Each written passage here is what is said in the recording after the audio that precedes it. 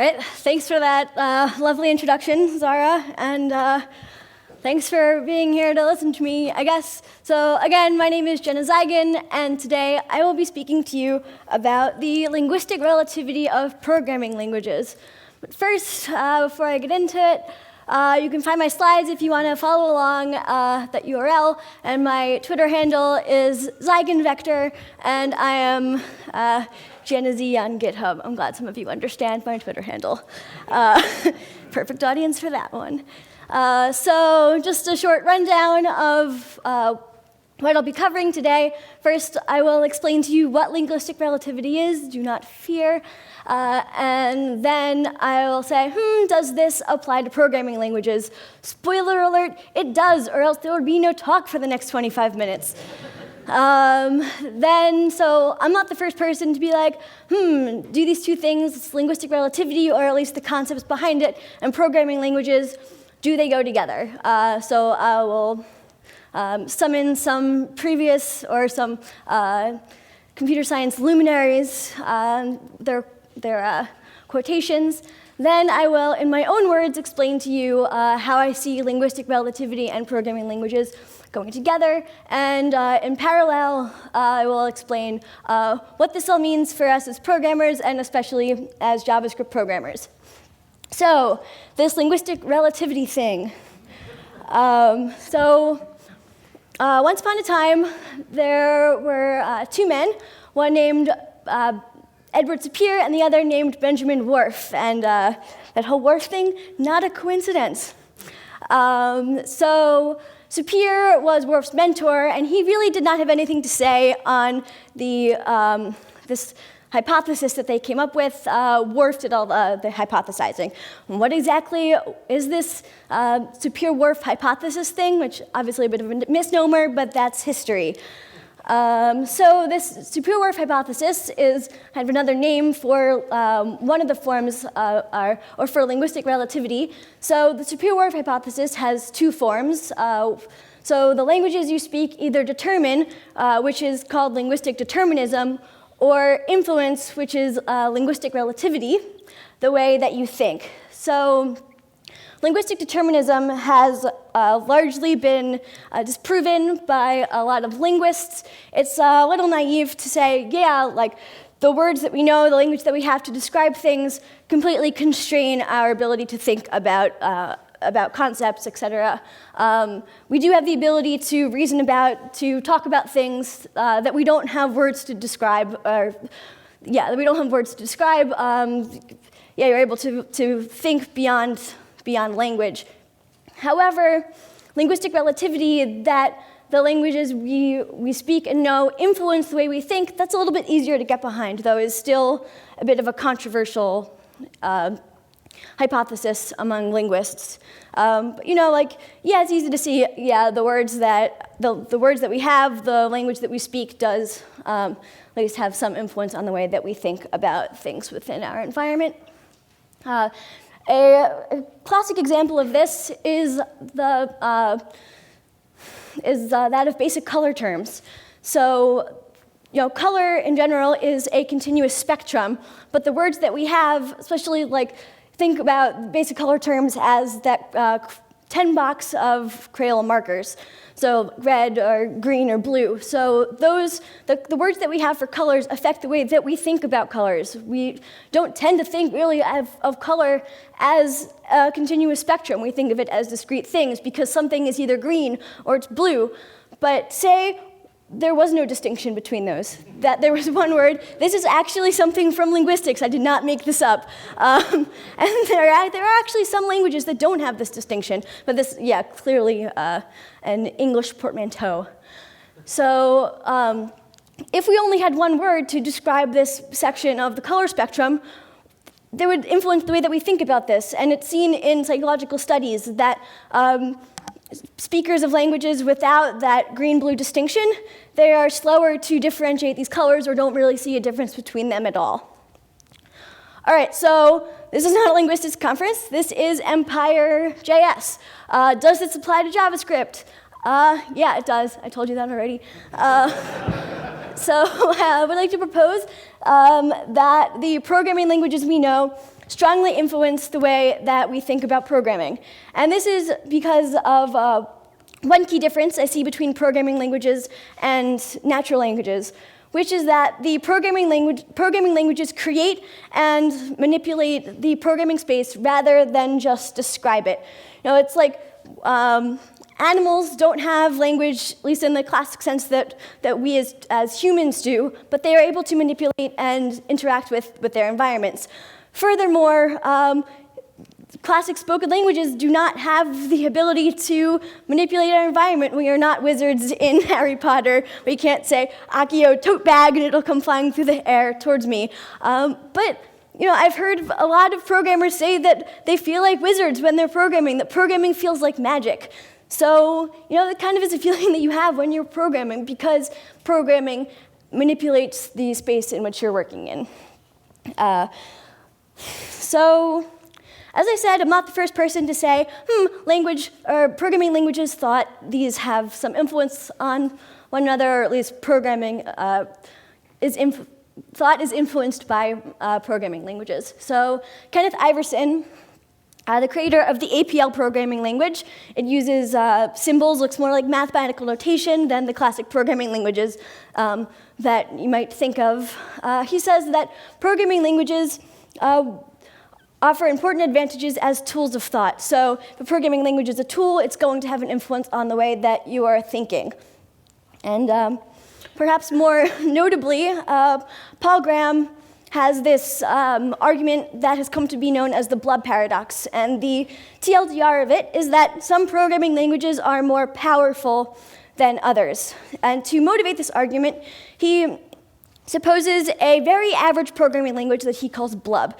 And blub programmers are perfectly happy programming in blub. They can get whatever they need to get done using blub. And they look down at programmers who are using what they consider to be weaker languages, and they're like, how do these programmers get anything done in these weaker languages? I feel so powerful when I'm using blub. I would never use that weak language. And they look up to programmers using what they see as stronger languages. Paul Graham loves Lisp, so he says that Lisp is a very strong language. So a blub programmer would look up at a Lisp programmer and be like, well, that language is super complicated, and I get everything done I need to get done in blub, so I'm happy with blub. And Lisp has all these things in it that I don't really understand, so how important can they be if I don't understand them and I can get everything I need to get done in blub? And the Lisp programmer will look down at blub like the blub programmer looks down at those weaker languages. In a more concrete fashion, Paul Graham says, I look at Python, Java, C, and Perl. How can you get anything done, he says, in them without hygienic macros? And I don't use macros. I don't really understand them because I'm just a blob script programmer. But from what I hear, you can create a lot of cool things by using hygienic macros.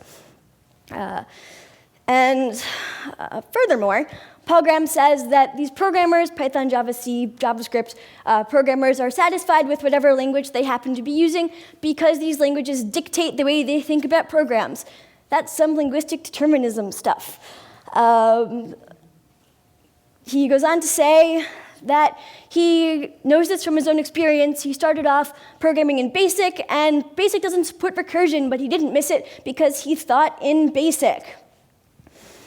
Dijkstra had some stronger, saltier things to say about programmers who started off in BASIC. They are mentally mutilated beyond hope of regeneration.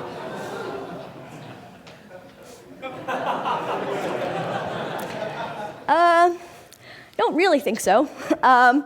Because, you know, like Paul Graham was able to rise above his basic roots. He started off programming in BASIC. Now he programs in Lisp, which is super powerful and has macros and recursion and awesome, super powerful things. So with that, I would like to amend my previous proposal and say that we are influenced by the constructs and idioms of the most powerful programming languages we know, not the languages themselves or the language that we happen to be using at the time.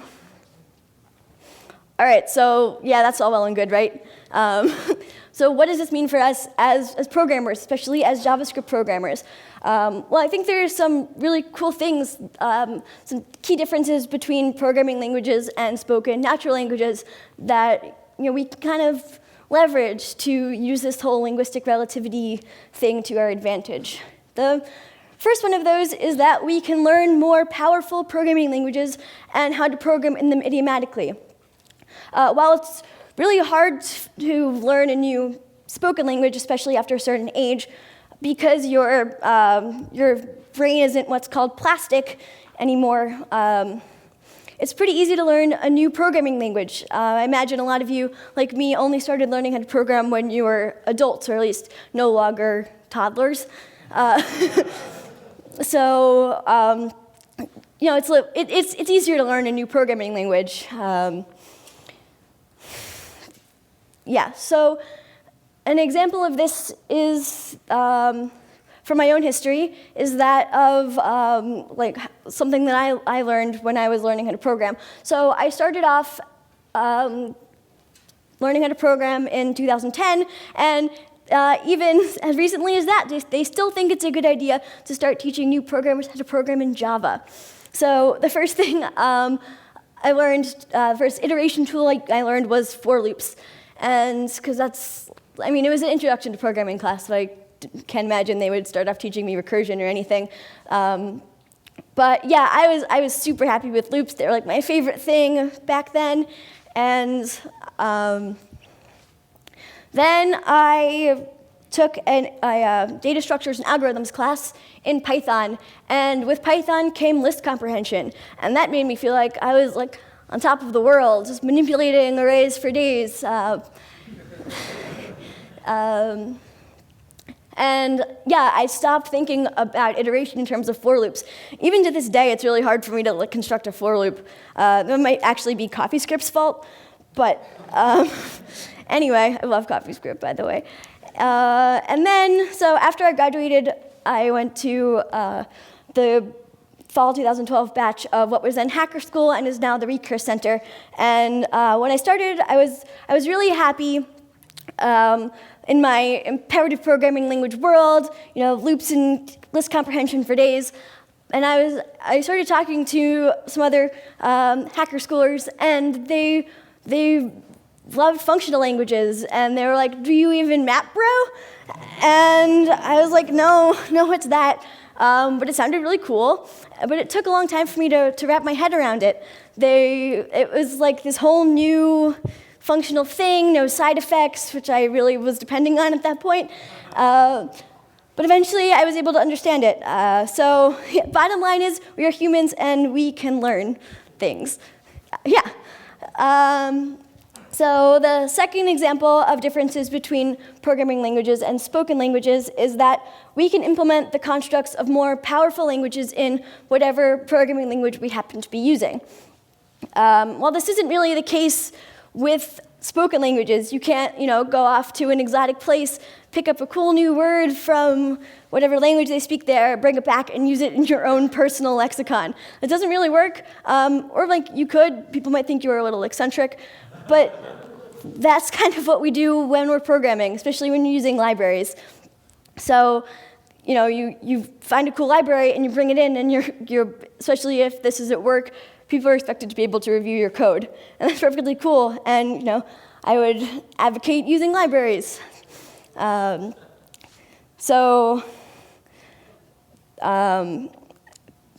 Steele had an example of this in his, or had a great way of saying this, of something that I'm trying to say, which is we should now think of a language design for being a pattern for language design. It's a tool for making more tools of the same kind. So if you're writing in JavaScript, you're writing in whatever language you happen to be writing in, you're making new things. Why don't you make a thing that helps you think in the way that you're thinking, especially if you're coming from a quote-unquote more powerful language with a more quote-unquote powerful construct, and you miss it and you're thinking that way, just make that thing.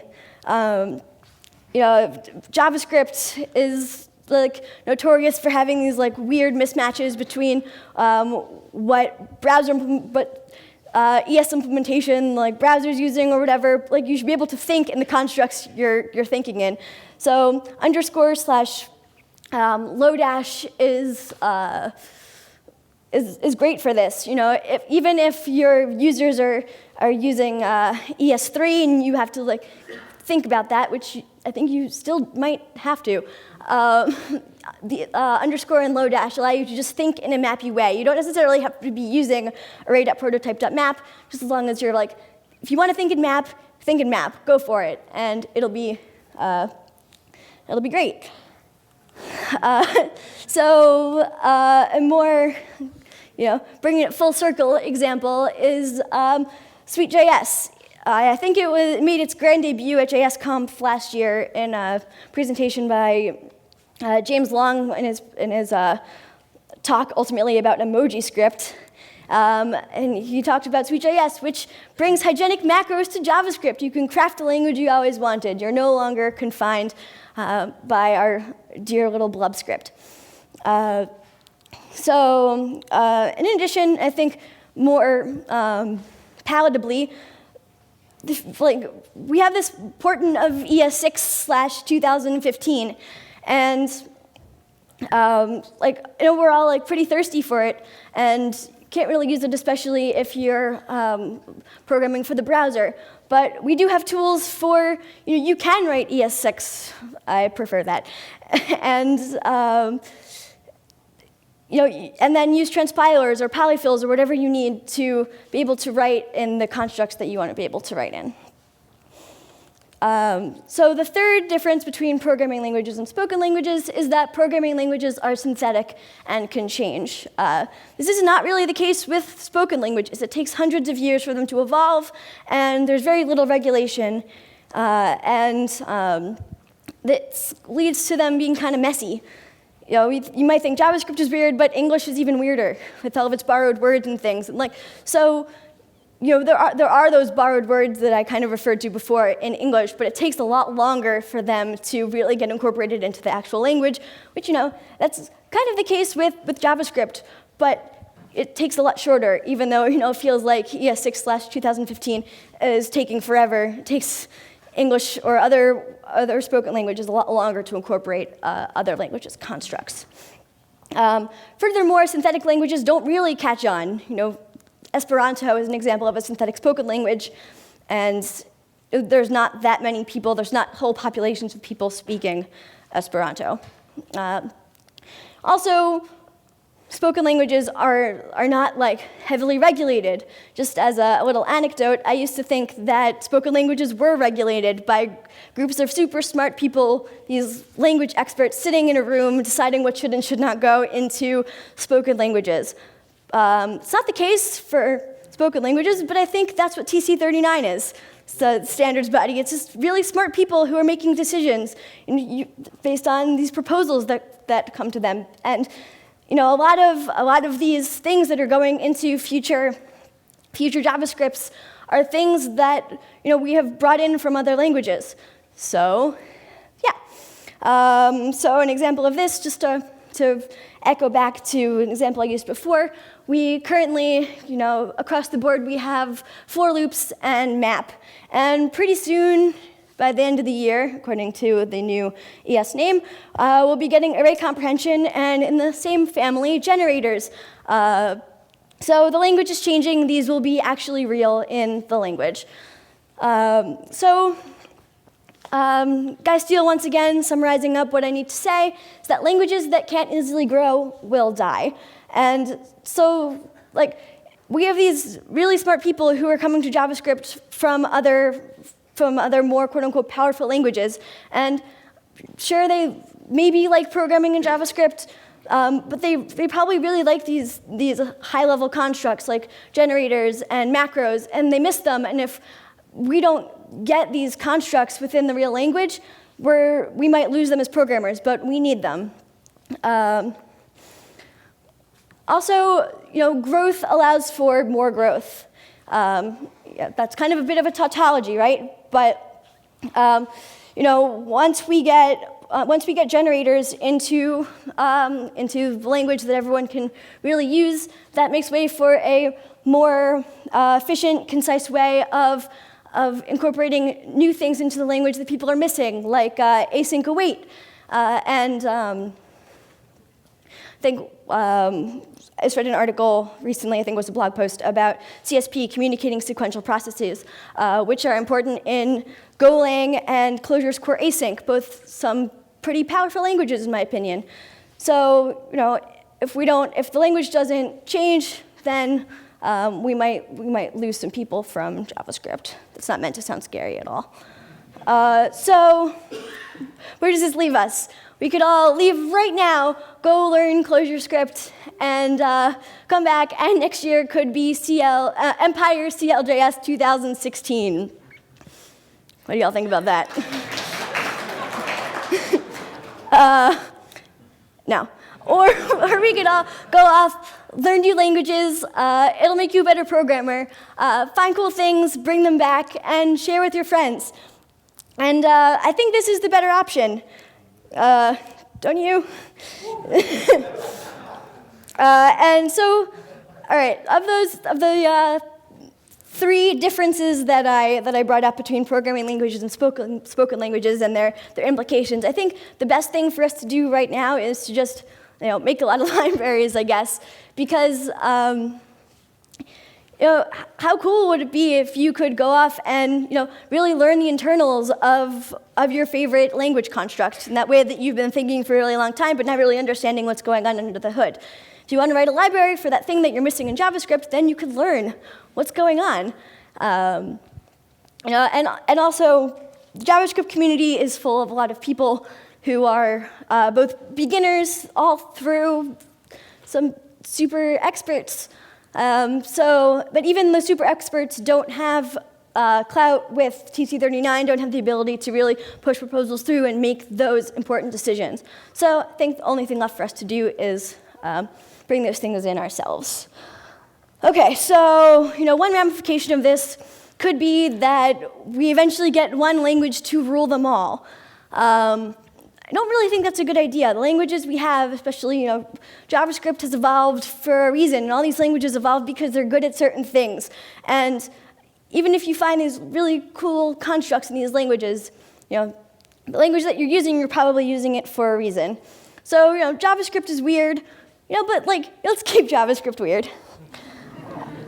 All right. So again, you can find these slides at that URL. I wrote a blog post about this a little while ago, and if you have any questions, comments, concerns, please, nothing negative, tweet at me at Zeigen Vector.